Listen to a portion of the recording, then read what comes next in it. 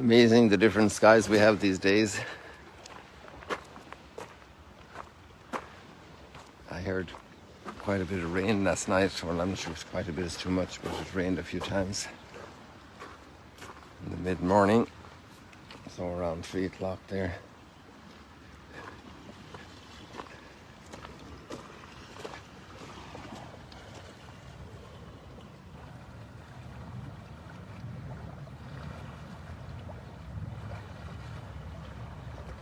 We get to see the platform still a little bit, but I think if the water was still, it would be completely wet.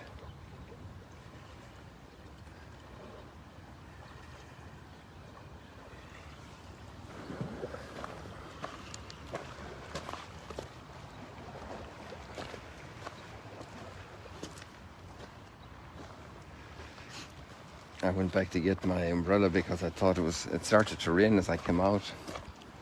I don't want the phone wet, so I think there were drops. Who knows?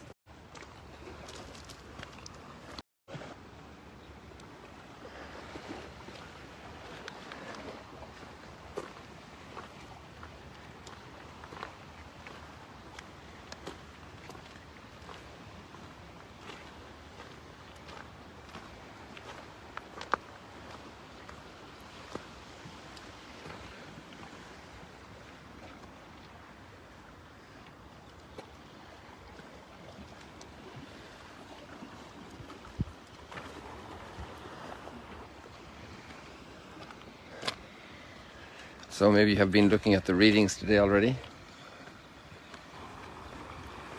We had a lot of people yesterday. I forgot to tell you about the news. We had a big group from Mexico, from a place called Hidalgo. And then we had a group from Saxony, that's in former Eastern Germany. It's in the east of Germany. And they come to repair houses for Holocaust victims, people who have survived the Holocaust. So obviously they're over 80 years of age, 90 years of age. I find that fascinating that people of very strong Christian faith have that desire to come and do such a practical work. And the youngest fellow was 24, and he's already a master carpenter, which means he's licensed to train carpenters.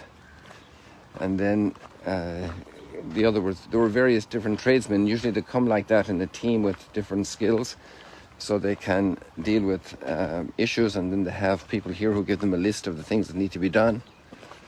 And it's not just about helping the poor, it's also about rebuilding the dignity of a people that caused that much damage, even though they themselves obviously had nothing to do with that, and they repudiate and are horrorized by it, but they have that great heart to want to make things right. In a certain sense, that matches up very much with the readings today. It's a very beautiful desire and sentiment to want to make things right. So many things have happened in the wrong way, and I want to set another tone. I want to set another marker. I want to help set the balance right. Obviously, nobody can undo what happened, but it's an amazing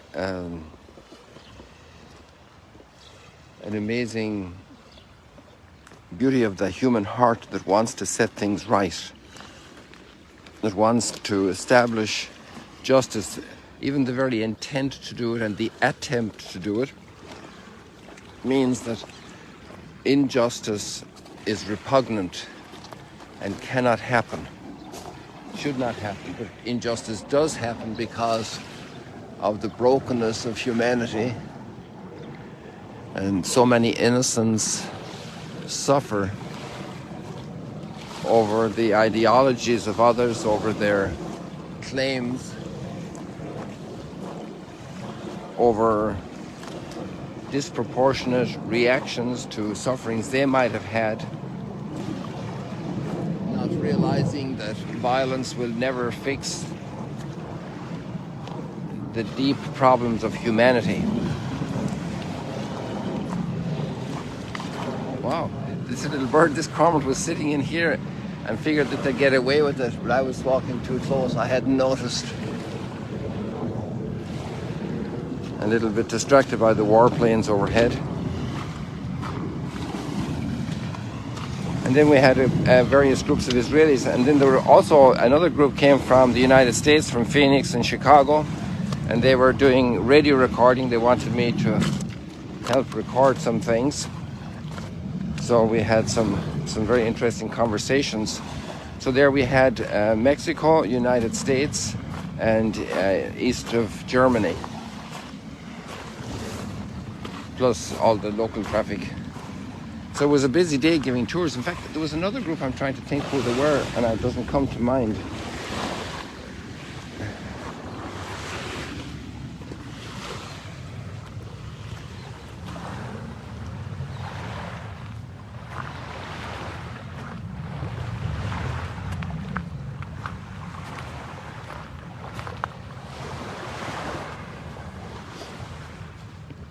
So we have a big theme today, and I don't know I'm struggling how to deal with it.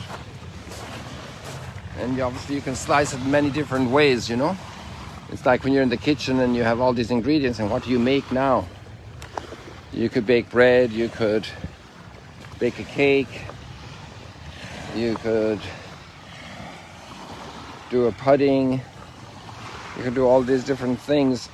And that's the beauty of the scriptures, and what will help most, what inspires you most to do. And a thought came to me like this.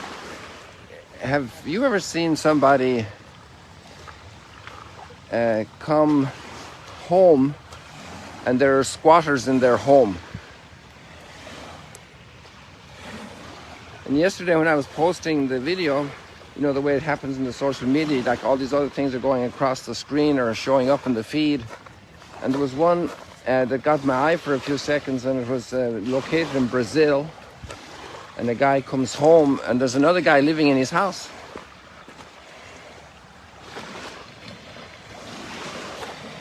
What a horrible sensation.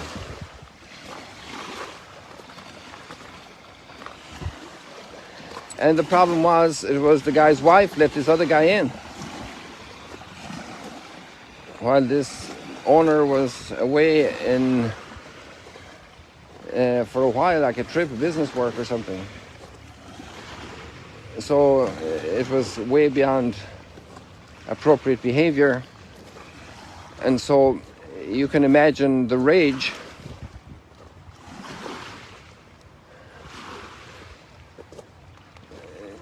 The person didn't know what to do.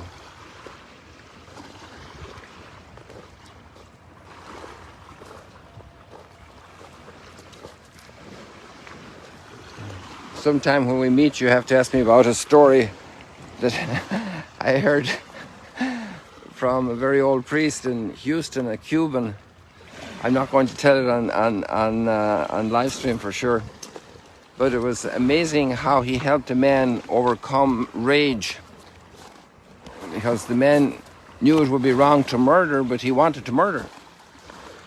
And the priest gave him some advice which allowed him to vent his anger without taking life. And why didn't he want to take life? Because his faith inspired him that he shouldn't take life. It's not in his hands to kill, to murder somebody. Even though he was deeply angry and very, very, very unjustly treated, absolutely horrendously unjustly treated.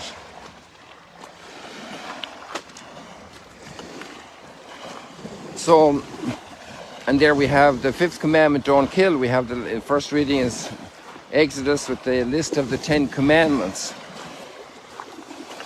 And that commandment was a great blessing because he didn't then murder that man.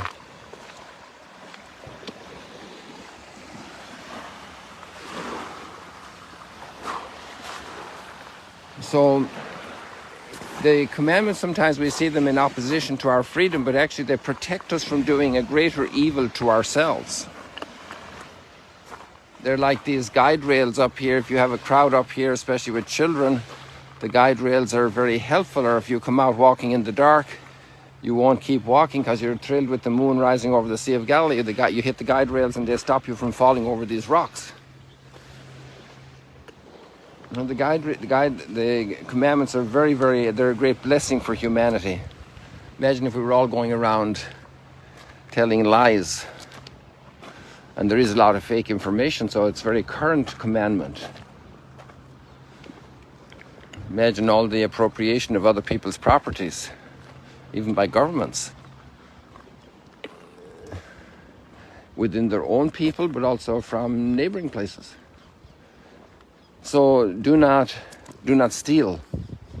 Very basic things that society can work, that the human being can live in a relatively ordered world where there's a lot of disorder since we turned away from God. And the 10 Commandments are a path back to sanity, back to health. Most people wouldn't like to do all the therapies doctors give them after they have a major operation or have your leg in a cast for 6 months. There's a lot of rebuilding to go on. Or very delicate operations, maybe a transplant of an organ, the amount of convalescence period and rebuilding all the strength. And the instructions that are given, these commandments of the doctors, you have to do this and this and this, and you have to eat that and that and that, and you can't eat this other thing and this other thing and this other thing. And these commandments are, maybe that we've sensed them restricting our freedom, but the 10 Commandments are much more fundamental. They're about our essential good, something that is absolutely essential for us, for our authentic flourishing, our authentic thriving, becoming our true selves. But I want to go back to the guy who's staying in your house, and maybe not just sleeping there, but doing a lot of other things that he shouldn't be doing there. And what a sense of rage, of interior disgust, of total confusion. And we're the temple of God. And imagine God showing up at our door and we don't even open it for him. And then imagine on the other hand that God wants to live and I should be God's temple. And any help I get cleaning the temple is a good help. And it might even be an insult I get from somebody else, but that it wakes me up to a real problem I have. I'm deeply offended in my pride, but the person spoke the truth. And I need to get my temple cleaned up, God's temple, because I'm God's temple. God wants to live in me. What an incredible grace for the human being. God wants to live in me much more than the way he lives in a tree or in a rock. God wants, he makes covenant with me. He lives with me. It's his house. I'm his house. Much more than Duke and Alton behind us here or the temple in Jerusalem. God wants to live in me. And he comes to his house and he finds other lords taking all our affection, our attention, misguiding our behavior. Our whole world needs a lot of temple cleansing, and it needs to start with me. And that's the point of Lent. Another little side thought, it's amazing about Jesus, some people use the cleansing of the temple and the pretty severe measures Jesus takes, a whip in his hand. I wonder if he really hit anybody with it, but it just increased his expression of rage, the visual, the perceptible, and he turned over tables that didn't hurt people physically, and he drove out their animals, and he created a huge sense of commotion there in the temple. And nobody stopped him. And just imagine the authority he had. One person being managing to do that. It's amazing leadership and strength, even though this was going to cost him tremendous hatred. But actually there's two whippings in the readings today. And the second whipping is, in a certain sense, the gold in the bank to justify you writing a check. You know, when you write a check and you have no gold in the bank, no money in the bank, your check bounces. When Jesus takes that whip in his hand, he lets us take the whip and whip him so that our temple gets purified. That's amazing. Like, who does that? What order of justice does that?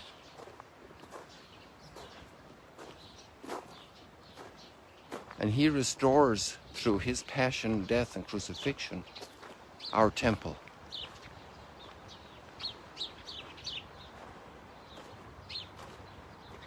Isn't that incredible?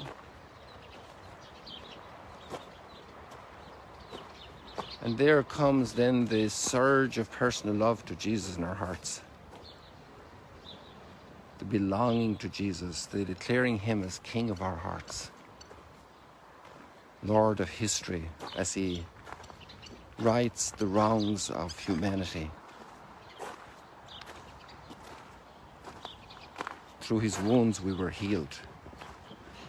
You know, I personally doubt, I mean, I'm not an expert, I'm not a scholar, and I'm not asking you to believe me, but I think he probably didn't hit a single person with the whip on that day. You know, it's like when you're walking. If you have a stick and you're walking, I see it's raining now in the mountains there on the Lebanon border, on the Lebanese border. I still have the umbrella on me here, but I don't need it now. But the rain isn't far away. It's raining also here behind Magdala. So I'll close it down. Look at it. You can see here in the shadow.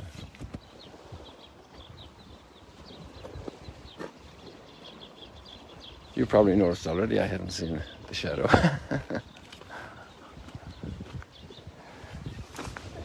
That's why the contemplation of the Passion is so wonderful, because it allows us to also explore the motives of Jesus for doing it.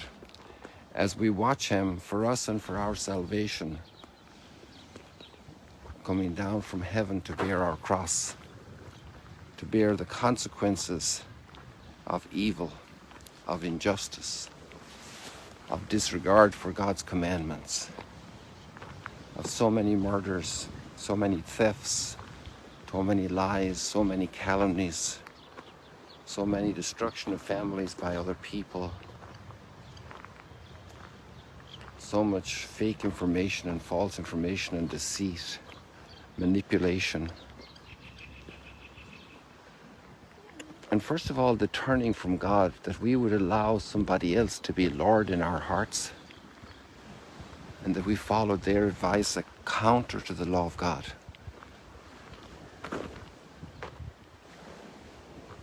How can that be that we would let that happen?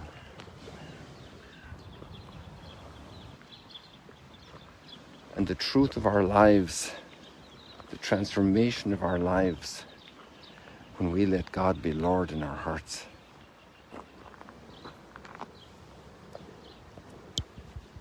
People, God bless you. See you later, alligators. Trying to get that shadow off my face there for you guys. It doesn't matter. God bless you. Have a blessed Sunday. Let the Lord cleanse your temple. Let him be the Lord. I am the Lord your God. You shall not have strange gods before me. Bishop Barton did a very interesting commentary on the Ten Commandments this morning. One little thing, I'll just toss it in here at the end here, was a commentary by a French philosopher about our desires, because the last two commandments are: do not covet your neighbor's wife, do not covet your neighbor's goods. Then many times people start wanting stuff because they see others have it. Very interesting phenomenon. I don't need it, but the other person has it, so now I need to have it too. God bless you.